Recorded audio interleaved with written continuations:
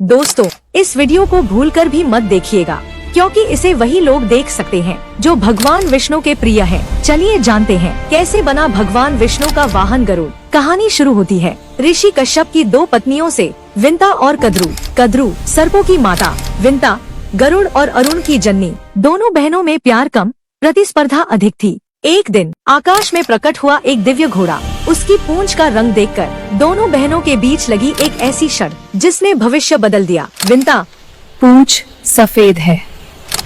कद्रू, नहीं, काली है। और शर्त थी जो हारेगी वो दूसरी की दासी बनेगी। लेकिन कद्रू ने धोखे का सहारा लिया।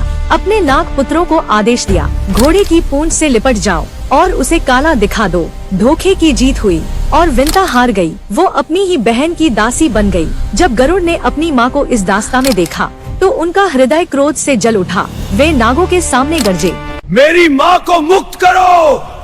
नाग हंसे और बोले, मुक्ति चाहिए तो स्वर्ग से अमृत का कलश लाकर दो। गरुड़ ने चुनौती स्वीकार की और अकेले ही देवताओं से युद्ध कर अमृत कलश छीन लाए। लेकिन जैसे ही वे लौट रहे थे, स्वयं भगवान विष्णु प्रकट हुए। गरुड़, क्या तुम अमृत पीकर देवताओं को चुनौती देना चाहते हो? प्रभु, यह मेरे लिए नहीं, यह मेरी माँ की मुक्ति की कीमत है। गरुड़ के त्याग और साहस से प्रसन्न होकर विष्णु बोले, तुम अमर रहोगे और आज से मेरे वाहन बनोगे। गरुड़ ने वरदान मांगा, प्रभु, मेरा चिन्ह सदैव आपके ध्वज पर रहे।